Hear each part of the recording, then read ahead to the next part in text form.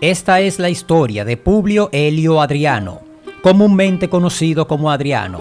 Fue emperador del Imperio Romano entre el año 117 al 138 después de Cristo. Miembro de la dinastía Ulpio Aelia y tercero de los 5 emperadores buenos, así como el segundo de los emperadores nacidos en la provincia de Bética. Adriano destacó por su afición a la filosofía estoica y epicúrea. Nació probablemente en Itálica, en la actual Sevilla, en España, en el seno de una familia acomodada oriundo de Piceno, Italia, y establecida a finales del siglo III a.C. en dicha ciudad de la Hispania Baetica. Era sobrino segundo por línea materna de Trajano, quien, aunque nunca le nombró públicamente su heredero, le dio varias muestras de preferencia durante su reinado, y de acuerdo con lo manifestado por su esposa Pompeya Plotina, lo declaró como tal momentos antes de morir. Aunque es posible que debiera el trono sobre todo al favor de Plotina, su condición de posible sucesor ya fue siendo marcada por el propio Trajano durante su reinado. Así, en el período comprendido entre los años 100 y 108, le concedió la mano de Vivia Sabina, le nombró Quaestor Imperatoris, le regaló el diamante de Nerva como esperanza de sucesión y le recomendó como cónsul suffectus, amén de otros honores y distinciones. A pesar de estas preferencias y de que era el único descendiente masculino de Trajano, el apoyo de Plotina y de Lucio Licinio Surán fueron determinantes en su ascenso al trono. La relación de Adriano con el Senado no fue buena, quizás porque Adriano, a diferencia de otros emperadores anteriores, no deseaba desempeñar el consulado ordinario más que 2 veces, ambas consecutivas y al comienzo de su reinado. La primera, en el primer semestre del año 118, teniendo como colega a su sobrino el barcinonense Gneo Pedáneo Fusco Salinator. La segunda, en el primer cuatrimestre del año 119, acompañado de Publio Damucio Rústico, otro posible pariente, esta vez de los Dasumi italicenses. Asimismo, las reformas administrativas llevadas a cabo durante su reinado suscitaron la oposición de los senadores. El emperador modernizó el sistema administrativo estatal, ascendiendo a expertos y tecnócratas, lo que supuso que muchas secciones de la administración quedaran en manos de estos funcionarios. A causa de ello, la élite senatorial y aristocrática vio mermada su influencia. La historia augusta afirma que la relación de Adriano con Trajano no siempre fue buena. De hecho, se hace referencia a una disputa como consecuencia de los celos de los éfobos del emperador hacia el nuevo favorito. Tras este incidente, Adriano recuperó su relación de amistad con el emperador merced al decidido apoyo del rico y poderoso hispano, probablemente italicense de familia paterna terraconense y triple cónsul, Lucio Licinio Sura, fallecido entre el año 107 y 108, al cual el mismo emperador habría debido también el trono. Además, contaba con la protección de la emperatriz Pompeya Plotina, experta astróloga al igual que él, y a instancias de la cual contrajo matrimonio en el año 100 con otra sobrina nieta del emperador, su prima Vivia Sabina. Dicho matrimonio redobló sus vínculos con la familia imperial. Ese mismo año fue nombrado cuestor como candidatus del emperador. Con motivo de la Primera Guerra Dacia, marchó con el emperador a ese territorio en calidad de comis Augusto en 101. No obstante, no se mantuvo a su lado durante toda la campaña, sino que volvió a la capital a fin de desempeñar su tribunado de la plebe. Tras el estallido de la Segunda Guerra Dacia, volvió con el emperador, esta vez al mando de una legión, la primera Minervia en 105. Al término de este conflicto, fue nombrado gobernador de Panonia Inferior y aunque en 108 fue elegido cónsul sufecto, cabe la posibilidad de que se mantuviera en el cargo un año más. Fue legatus del alto mando del emperador durante la expedición contra el Imperio Parto. Aunque no se distinguió durante la fase inicial del conflicto, ni cuando los rebeldes asolaron Mesopotamia, en el momento en que se envió al administrador de Siria a enfrentarse a los dacios, se le designó su sustituto y se le concedió la dirección de un comando independiente.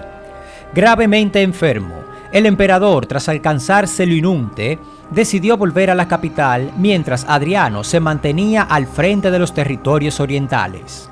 Si bien era sucesor natural del emperador, este nunca le nombró como tal. Se ha afirmado que como estaba al borde de la muerte, su esposa Plotina, partidaria de Adriano, consintió que éste le sucediera y firmó el documento que le confirmaba como heredero.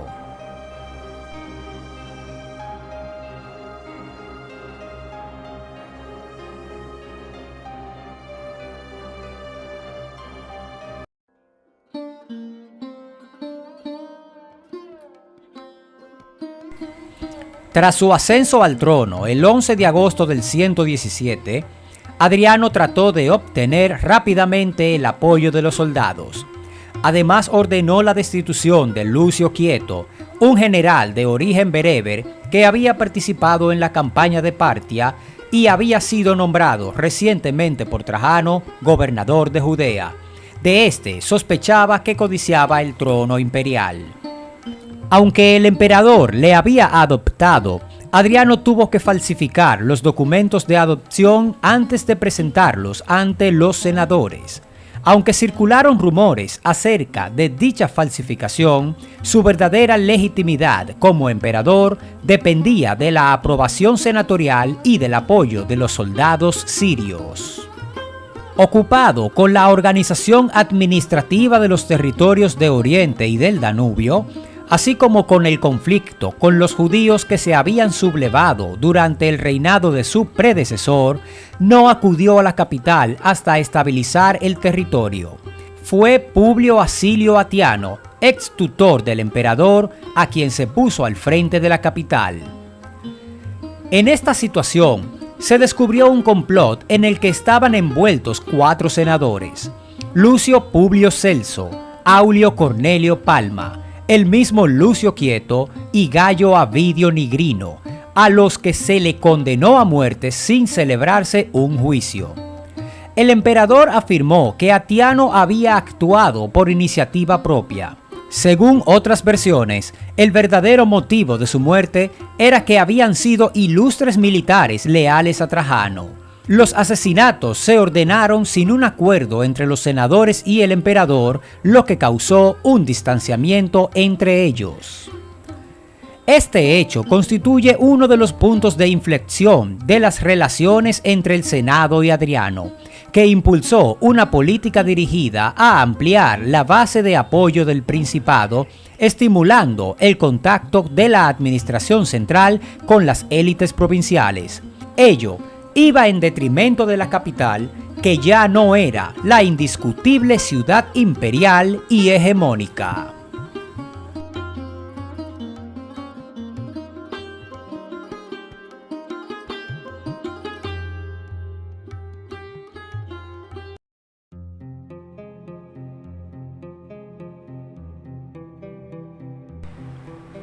El reinado de Adriano estuvo marcado por ausencia de operaciones militares importantes, con la excepción de la Segunda Guerra Judeo-Romana.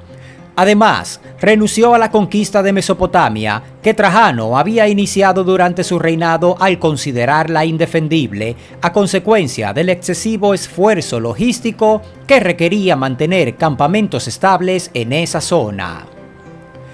Sus decisiones de marcado carácter antimilitarista tenían como objetivo trazar unas fronteras estables que resultaran fáciles de defender. Las fronteras menos estables se vieron reforzadas con fortificaciones permanentes, la más famosa de las cuales es el Muro de Adriano, construido en Gran Bretaña. Allí, Tras la toma del norte de la isla, se levantaron numerosos edificios defensivos con el fin de encerrar a los caledonios. Fortificaciones, fortalezas, puestos de avanzadas y atalayas que mejoraban las comunicaciones y aumentaban la seguridad local defendían las fronteras del Rin y del Danubio. En el año 121, evitó el estallido de un conflicto con el Imperio Parto gracias a sus habilidades diplomáticas. Aunque las monedas emitidas durante su reinado alternaban ilustraciones militares con otras externas a las tropas, su reinado tenía como objetivo alcanzar la estabilidad mediante el empleo de la fuerza e incluso de la intimidación. Las obras se vieron obstaculizadas como consecuencia del accidentado relieve, inadecuado con respecto al tipo de defensa que se había ordenado edificar.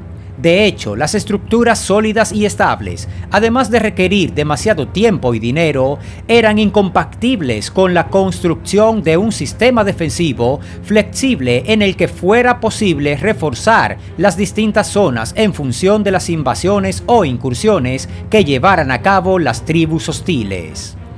En este territorio, constantemente amenazado, el único sistema defensivo viable era un compuesto de una línea defensiva flexible formada de fosas, terraplenes y vallas. Dicho sistema ofrecía a los defensores un valioso sostén militar defensivo. Las defensas de Gran Bretaña no se renovaron tras su construcción, a excepción de las ocasiones en que las tribus nativas amenazaron seriamente los territorios romanos. En estos casos se llevaban a cabo obras exhaustivas con el fin de dotar a las distintas secciones del sistema defensivo de solidez considerable. De esta forma, una enorme cantidad de territorios ocupados se convirtieron en auténticos protectorados considerados estados clientes. Una vez consolidado este sistema de protectorados, se mantuvieron en ello los recursos estrictamente necesarios, cediendo el resto a territorios más amenazados. Dicho sistema, llamado vexilatio, estaba basado en la vinculación al territorio de un destacamento que dotaba a la defensa del mismo de una notable flexibilidad de maniobras. Con el sistema de destacamentos era posible no turbar el equilibrio militar territorial que con tanta dificultad se había conseguido. Asimismo, como consecuencia de la consolidación de acantonamientos estables y del establecimiento de lazos emocionales entre soldados y los habitantes de cada territorio, surgieron colonias de veteranos que hacían factible mantener el control de las distintas zonas. Estos soldados hacían frente a las revueltas o a las invasiones. Se establecieron intensas rutinas de adiestramiento con el fin de mantener alta la moral de los soldados e impedir el estallido de revueltas. El emperador inspeccionó en numerosas ocasiones a las tropas durante el transcurso de su reinado. Contrario a la opulencia de los altos mandos militares desde el estallido de la campaña dacia, durante el transcurso de un conflicto se desplazaba a caballo y llevaba la misma vida del soldado raso. En el epígrafe de Lambaesis se describe la manera de instruir a los soldados durante la era adriánica. Todo ello demuestra el establecimiento de una nueva doctrina defensiva impulsada por el emperador que tenía como fin obtener la máxima eficacia militar en todas las zonas, como en los tranquilos territorios númidas. Su reinado no dotó a la estructura militar de innovaciones importantes. A excepción de la creación de acuerdos con ciertos expertos, fortaleció las instituciones militares existentes de numerosas tropas nuevas constituidas tras levas locales. Esto tenía como fin hacer una contribución a los auxiliares, los conocidos como auxilia. Los motivos de dicha decisión eran varios. El más importante era el de dotar al ejército de tropas muy especializadas o implementar un modo de equiparse no convencional como el de la caballería pesada auxiliar. Asimismo, la administración consideraba una fuente de nuevos reclutas a los descendientes de los auxiliares, los cuales tenían el derecho de alistarse en las legiones. El número de reclutas auxiliares aumentó más en los territorios en los que la administración realizó un control más exhaustivo y en los que se mantuvo una sólida estructura militar. Todos los desembolsos relativos a los auxilias eran manifiestamente inferiores a los concernientes al cuerpo de legionarios, los cuales recibían un sueldo considerable, donaciones monetarias ocasionales, amén de una prima final constituida a menudo por el derecho de propiedad de la tierra.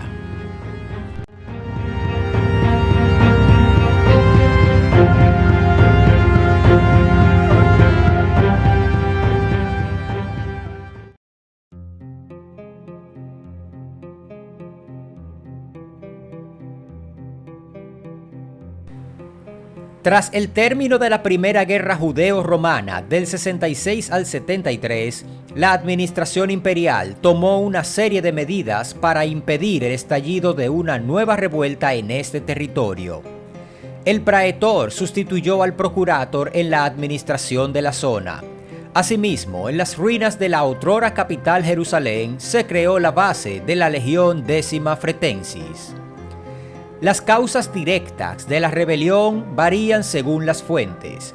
El historiador romano Dion Casio culpa de la revuelta a la decisión del emperador de fundar en el lugar de Jerusalén una nueva ciudad llamada Aelia Capitolina. Aelia por su propio nombre y Capitolina en honor al dios romano Júpiter.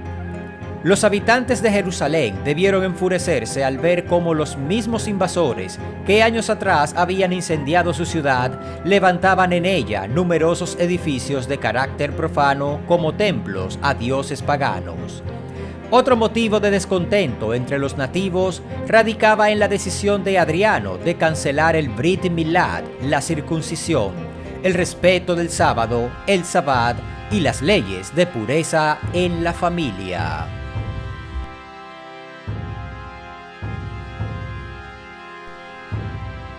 En este clima de inestabilidad, el Tanat Rabbi Akiva, el cual se encontraba al frente del Sanedrín sin ser nombrado Nasid, convenció a los demás miembros de la institución de nombrar al líder de los sediciosos, Simón Bar Kokhba, como Mesías. Los líderes rebeldes organizaron cuidadosamente la revuelta para evitar los errores que se habían cometido durante la revuelta que les enfrentó con Vespasiano y Tito. En el 132, la revuelta se expandió desde Modín a lo largo de todo el país. Los rebeldes derrotaron a la 10ª Legión en Jerusalén y a la Legión Deiotariana, que había acudido desde Egipto. Tras estas victorias, se restauró el Estado soberano semita. Simón Bar Kokhba se situó al frente de la administración y tomó el título de Nasid. Asimismo, se anunció la era de la redención de Israel, se realizaron contratos y se ordenó la emisión de monedas. Rabbi Akiva lideraba el Sanedrín, los servicios religiosos y se reiniciaron los Kobano. En cuanto el emperador tuvo noticias del levantamiento de los israelitas, mandó a llamar a Sexto Julio Severo de Britania, amén de ordenar que las tropas acuarteladas en los territorios vecinos atacasen a los rebeldes y los destruyesen. No se sabe a ciencia cierta si el emperador en persona participó activamente en el conflicto, que duró más de 2 años y costó una enorme cantidad de soldados a la maquinaria militar romana. Gradualmente los rebeldes se vieron acorralados en las montañas, donde las tropas imperiales los diezmaron. Se vendió a los supervivientes como esclavos. Sin embargo, el conflicto costó tal cantidad de hombres a los romanos que el emperador eliminó de sus despachos militares al Senado la fórmula habitual de apertura: yo y las legiones estamos bien. Tras la reconstrucción, se levantó una estatua de Zeus en el antiguo emplazamiento del templo y una de Afrodita al lado del Gólgota, donde fue crucificado Jesús de Nazaret. Se eliminó la provincia de Judea, redefiniéndose sus límites y creándose la de Siria-Palestina, una manera de intentar que se olvidara la estancia semita en la zona, cambiando su nombre por el de los filisteos, antiguos enemigos de los judíos. En el Talmud, esta revuelta es conocida como la Guerra del Exterminio. De hecho, aunque la diáspora israelita empezara siglos antes del reinado de Adriano, la narrativa acerca de este conflicto la dota de ciertos tintes de leyenda. El término de la revuelta eliminó cualquier posibilidad de un renacimiento semita como expresión política, religiosa o cultural, una situación que se perpetuará hasta el surgimiento del sionismo en el siglo XIX.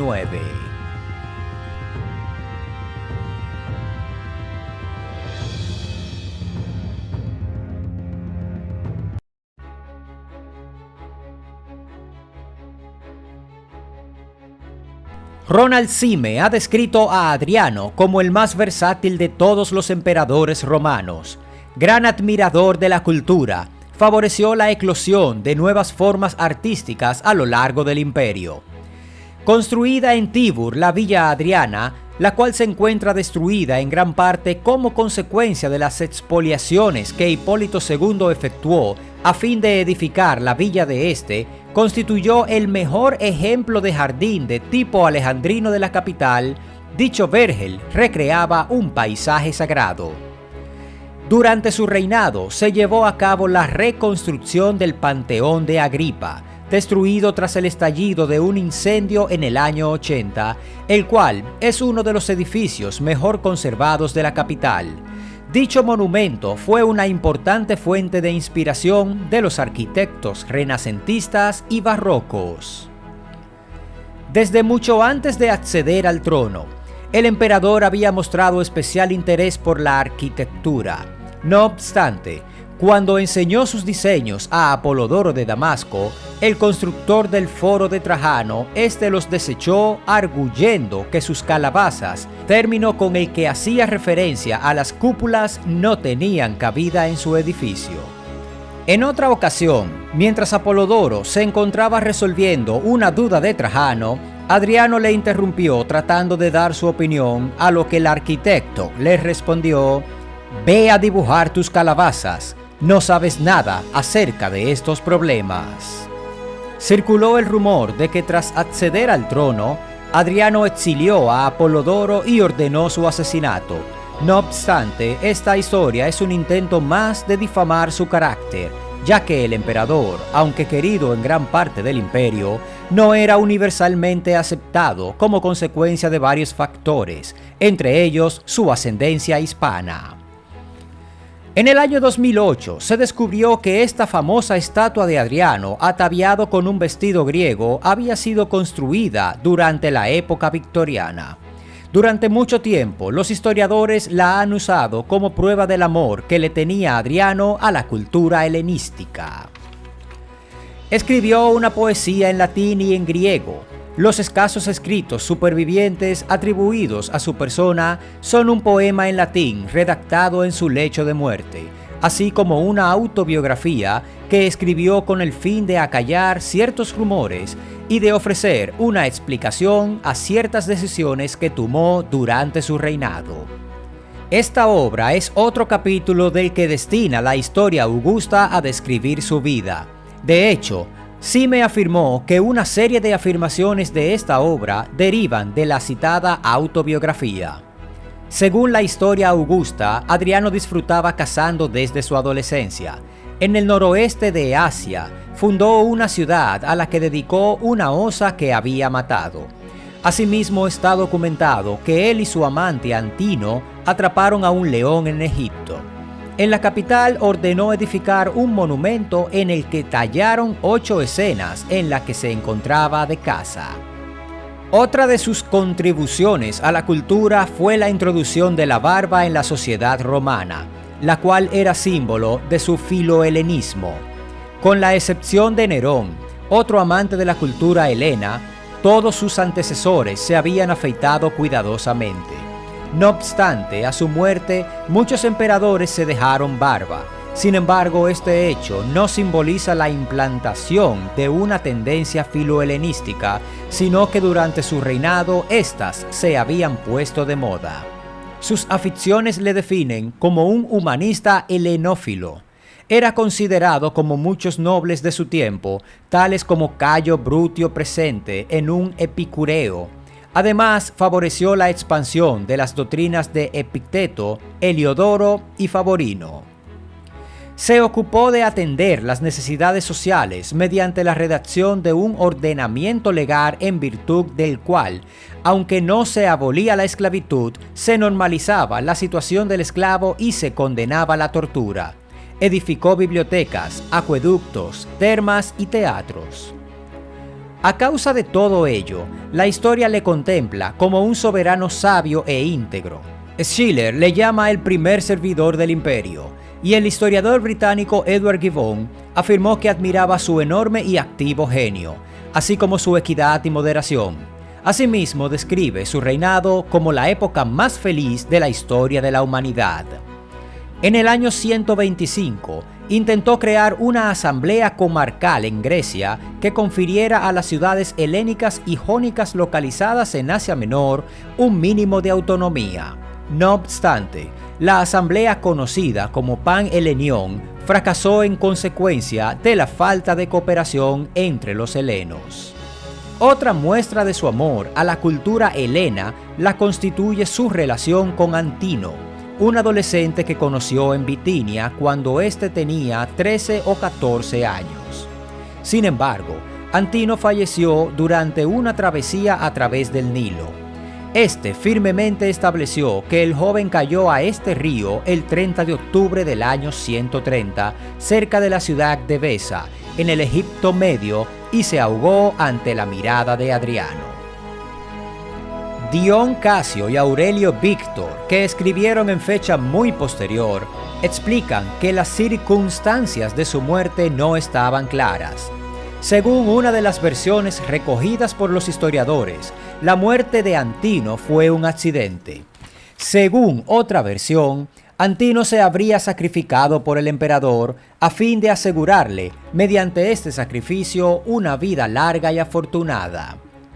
Antino habría sabido por un astrólogo que su suicidio brindaría al emperador la posibilidad de seguir viviendo después del plazo que le había sido asignado por los hados.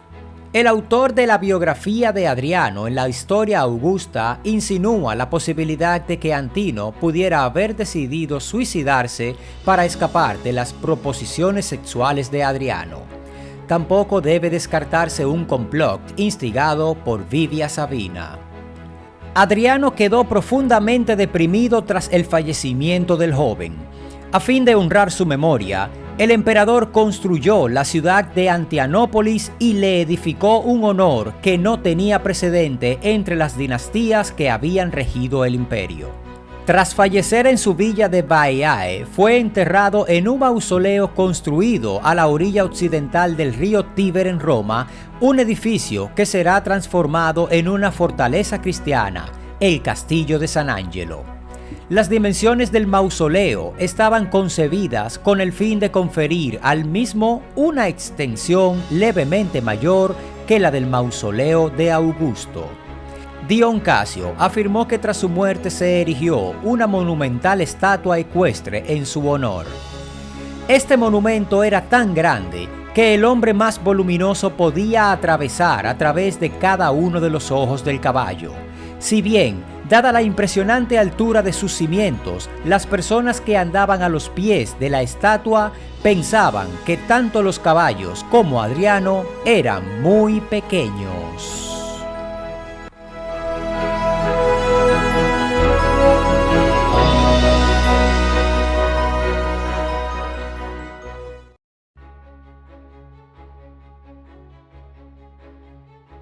Además de ser un ilustre militar experto en asuntos bélicos, durante su reinado se reveló como un soberbio administrador. Se realizó una completa reforma del sistema administrativo imperial que complementaba a las transformaciones económicas y militares llevadas a cabo en el sistema financiero, la estructura militar, el sistema defensivo de las fronteras y en la mejora de las relaciones diplomáticas con otras naciones.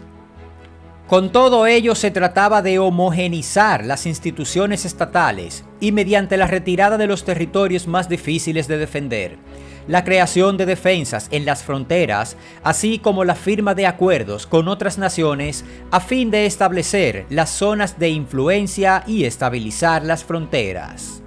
Se fomentó una política de tolerancia hacia los hombres venidos de otras culturas. Los cristianos disfrutaban de una mayor libertad y se mejoraron las relaciones diplomáticas con Grecia. Se impulsó una reforma constitucional con el fin de normalizar la situación de los esclavos que eran torturados o asesinados cuando cometían un delito contra el dominus. Otra de las reformas adriánicas trastocó la naturaleza original del edicto pretorio. Este era un bando que el magistrado publicaba al inicio de su magistratura a modo de programa en el que se recogían las situaciones e intereses a los que ofrecía protección jurídica y que servía como mecanismo de renovación del antiguo ius civili. Técnicamente, puede decirse que la finalidad del edicto era la de ofrecer tutela judicial a aquellas situaciones que no estaban contempladas en el ius civile. El emperador confió a Salvio Juliano la elaboración de un edicto definitivo que se aprobó mediante un senado consulto, convirtiéndose en edictum perpetuum. En el ámbito jurídico se puso fin al sistema legal establecido por Augusto. De este modo, se concedía a ciertos juristas el ius respondenti autoritate principis, que permitió que el derecho fuera transformado merced a la labor de los expertos legales que él mismo había seleccionado. Desaparecieron los letrados libres, siendo sustituidos mediante el establecimiento de un sistema administrativo burocratizado en la que la independencia desapareció totalmente. Estructuralmente, la administración imperial experimentó una transformación radical. Competentes funcionarios del ordo equester reemplazaron a los libertos de la era cesariana. Estos hombres se colocaron al frente de los distintos ramos de la administración, las finanzas, la hacienda, los tribunales, entre otros. Se delimitaron las competencias, así como los sueldos, y con ello la administración estatal se hizo más estable. Ya no estaba sometida a los cambios relacionados con la sucesión imperial. Cuidadoso administrador, el emperador creía defender los intereses del Estado mediante la creación del Avocatus Fisci, un letrado imperial responsable de defender ante los tribunales los intereses de tesoro. Cabe señalar que durante los últimos años del imperio, las finanzas estatales competencia de los senadores y el fisco, finanzas estatales competencia del emperador, constituían una única y homogénea institución como consecuencia del éxito de la unificación de ambos órganos durante la etapa adriánica.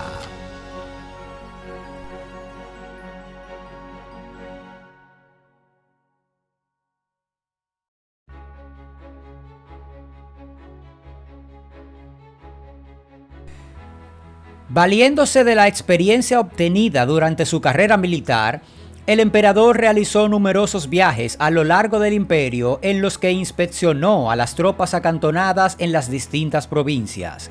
De hecho, más de la mitad de su reinado transcurrió fuera de territorio italiano.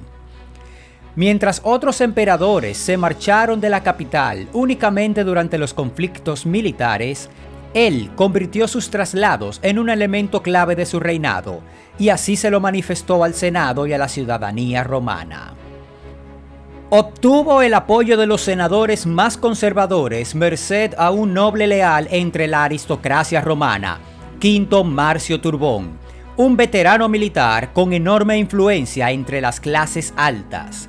Asimismo, estas mismas fuentes afirman que se empleó a los frumentari con el fin de mantener el control de la capital e impedir el estallido de disturbios mientras el emperador se encontraba en el extranjero.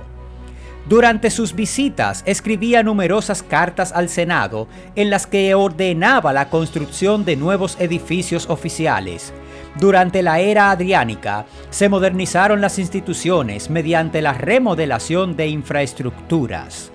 A menudo este era el propósito de sus viajes: ordenar la construcción de nuevas estructuras, diseñar edificios y edificar asentamientos. Asimismo, su amor a la cultura helenística le impulsaba a embellecer sus ciudades. Su inmenso séquito lo constituían un enorme número de administradores, arquitectos y constructores, que causaban una subida de impuestos en sus dominios. Speller afirma que durante su visita a Egipto se requisaron víveres con el fin de alimentar a sus hombres. Esto era una carga insoportable en un territorio con una agricultura de subsistencia, a causa de lo cual se extendió la hambruna y las condiciones de vida se volvieron terriblemente difíciles. Durante la Edad Media y el Renacimiento, los monarcas eran recibidos con desesperación en sus ciudades o territorios, ya que su visita suponía una carga fiscal terrible que recaía exclusivamente entre los más necesitados.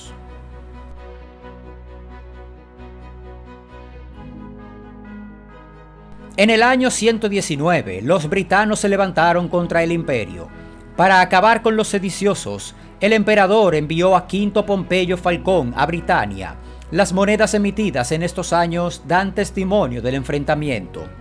En el año 122 se inició la construcción del Muro de Adriano, cuya intención ha sido objeto de amplio e interesante revisionismo académico. En 1893, Haverford escribió que el muro era una mera estructura defensiva. No obstante, Collingwood manifestó su desacuerdo con él en 1922.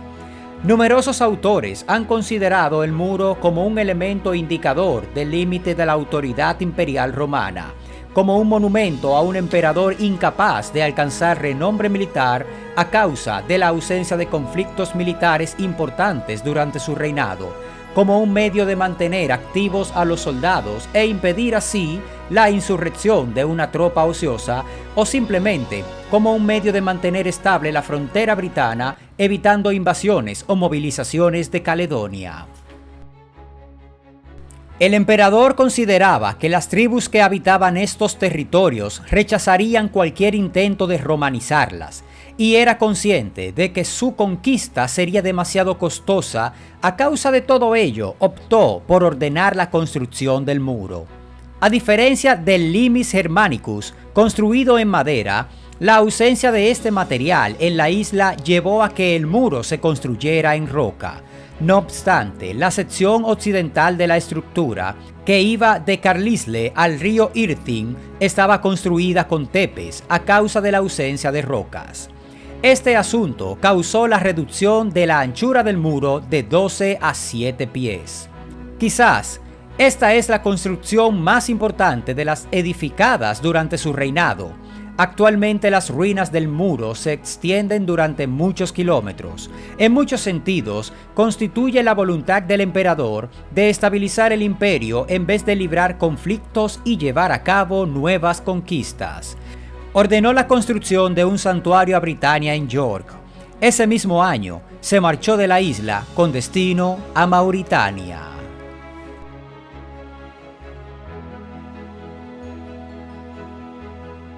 En el año 123 se trasladó a Mauritania, donde lideró una campaña contra los rebeldes locales. No obstante, tuvo que marchar a Oriente tras recibir unos informes que afirmaban que el Imperio Parto estaba reclutando numerosas tropas. Durante el trayecto visitó Cirene, donde se dio los fondos necesarios para el entrenamiento de nuevos soldados. Adriano ya había visitado esta ciudad en otra ocasión, cuando donó el dinero de la reconstrucción de los edificios destruidos durante la revuelta semita. Finalmente alcanzó la orilla del Éufrates, donde convino en un acuerdo con el monarca Osroes I. Tras inspeccionar el sistema defensivo del territorio, marchó a través de la costa occidental del Mar Negro y después se trasladó a la capital de Bitinia, Nicomedia. Esta otrora morada de monarcas era una ciudad desoladora, víctima de la furia de un terremoto que la había devastado tiempo atrás. Dotó a la ciudad de tanto dinero con el fin de restaurarla que sus habitantes le consideraron el reconstructor de Oriente. También visitó Bitinio Claudiópolis, donde posiblemente conoció a su amante Antino.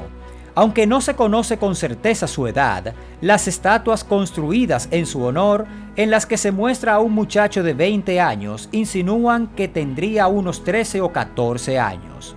Lambert afirma que se envió a Antino a Roma a fin de que se educara y que sirviera como cortesano. Tras su encuentro con Antino, marchó a través de Anatolia. Durante el camino se creó una ciudad en Misia que conmemoraba la caza de una osa. No obstante, la construcción de la ciudad también era consecuencia de la necesidad de establecer un asentamiento en el territorio donde estaba localizada una zona boscosa lista para el desarrollo. Los modernos historiadores no están de acuerdo en si el emperador supervisó la construcción hasta su término o si se marchó antes. Asimismo, Adriano ordenó la construcción de un templo dedicado a él y a Trajano en Asia Menor.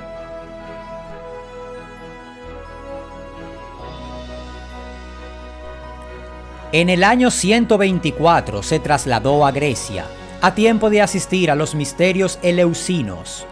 Aunque la tradición dictaba que los iniciados debían llevar armas en un momento de la ceremonia, se les impidió hacerlo con el objeto de no comprometer la vida del emperador. Durante su estancia, los atenienses le solicitaron que revisara su constitución. Entre otras cosas, demandaban una nueva tribu. En otoño de ese mismo año recorrió el Peloponeso.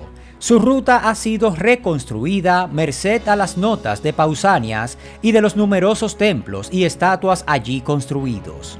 Cabe mencionar la estatua que erigieron los ciudadanos de Epidauro en honor a su restaurador.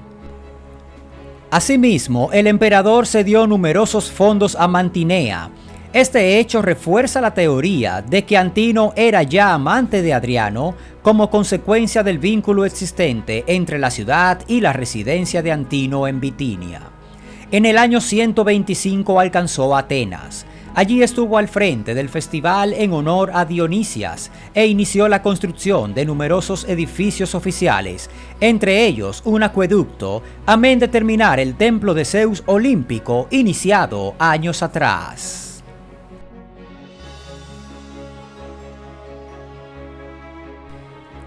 Cuando llegó a Italia, se detuvo en Sicilia. Aunque se desconoce lo que hizo durante su estancia, los tallados de las monedas emitidas en estos años le honran como el restaurador de la isla. Una vez en Roma, completó la restauración del Panteón y la construcción de su villa, la conocida Villa Adriana, ubicada cerca de Tívoli. En marzo del año 127, realizó una gira a través de Italia. Atravesó Cupra Marítima, donde restableció el culto a Cupra, diosa picentina de la tierra, y remodeló el sistema de desecación del lago Fusino. Asimismo, dividió Italia en 4 territorios que serían administrados por legados consulares. Esta impopular medida no sobrevivió más allá de su reinado. Cayó enfermo en esta época. No obstante, su enfermedad, cuya naturaleza se desconoce, no le impidió visitar África en el año 128. Su llegada estuvo acompañada de un augurio favorable. Allí inspeccionó y aleccionó a los soldados. Volvió a Italia en el verano de ese mismo año. Tras una breve estancia, el emperador emprendió otro viaje que durará 3 años.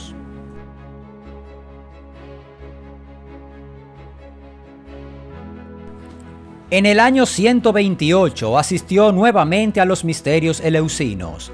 Visitó Atenas y Esparta, las 2 ciudades que se habían enfrentado por obtener el control de Grecia. Al parecer, el emperador se planteó resucitar la Liga Anfitonina, que tendría su base en Delfos. No obstante, acabó desechando la idea. El Panhelenión iba a ser un consejo donde se reunirían los representantes de las ciudades griegas más importantes. Tras ordenar los asuntos del territorio, se trasladó a Éfeso.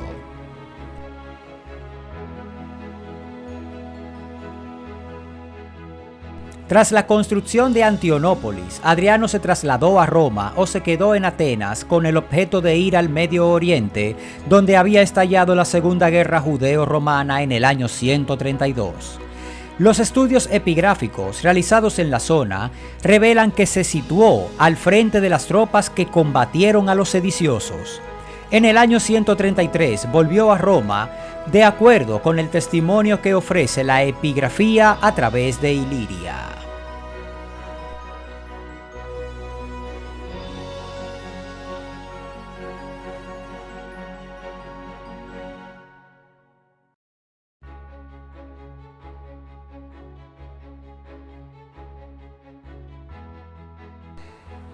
Los últimos años de su reinado transcurrieron en la capital.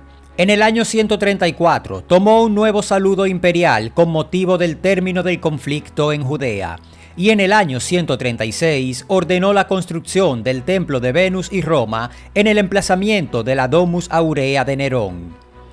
Con el objeto de resolver la cuestión sucesoria, adoptó a uno de los cónsules ordinarios en el año 136, Lucio Sellonio Cómodo, que tomó el nombre de Lucio Helio César.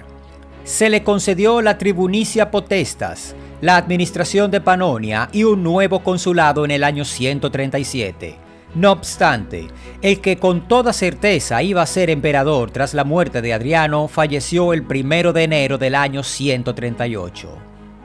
Tras la muerte de Helio César, Adriano adoptó a Tito Fulvio Aurelio Antonino, uno de los 4 legatus consularis de Italia que había ostentado el proconsulado de Asia.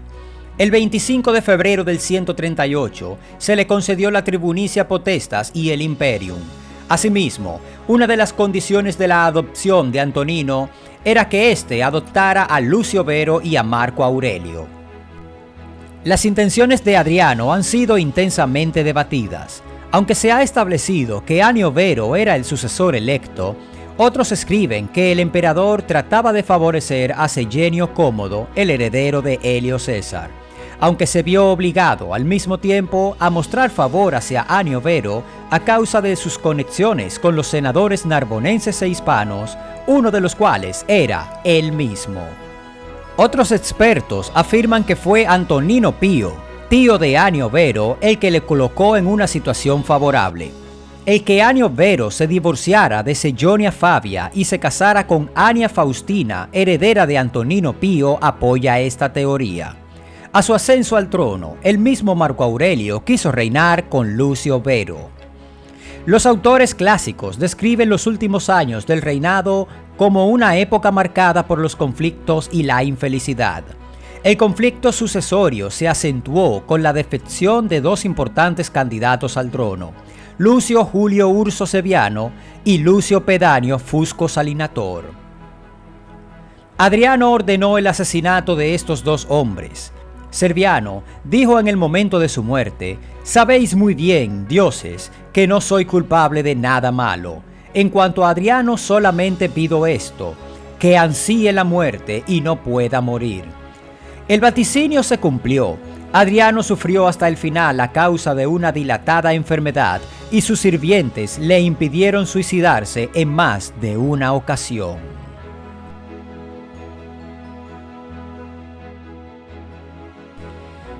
Adriano falleció el 10 de julio del año 138 en su villa de Baiae. Tenía 62 años. Se cree que fue una insuficiencia cardíaca la que causó la muerte del emperador. Dion Casio y la Historia Augusta dan testimonio de su mala salud, y un estudio de 1980 señaló que en las estatuas construidas a finales de su reinado se observan arrugas en el lóbulo, una característica asociada con la cardiopatía isquémica. Primero le enterraron en Puteoli, cerca de su villa, en una residencia que había pertenecido a Cicerón. Poco después, se ordenó el traslado del cuerpo a Roma, donde le enterraron en los jardines de Domicia, cerca de las obras de su mausoleo. Tras el término de la construcción, en el año 139, se incineraron sus restos y se trasladaron las cenizas al mausoleo, donde ya estaban las de Vivia Sabina y las de Lucio Helio César, al que el emperador había adoptado y que había muerto un año antes. Antonino Pío lo deidificó ese mismo año y trasladó sus cenizas al templo del campo de Marte.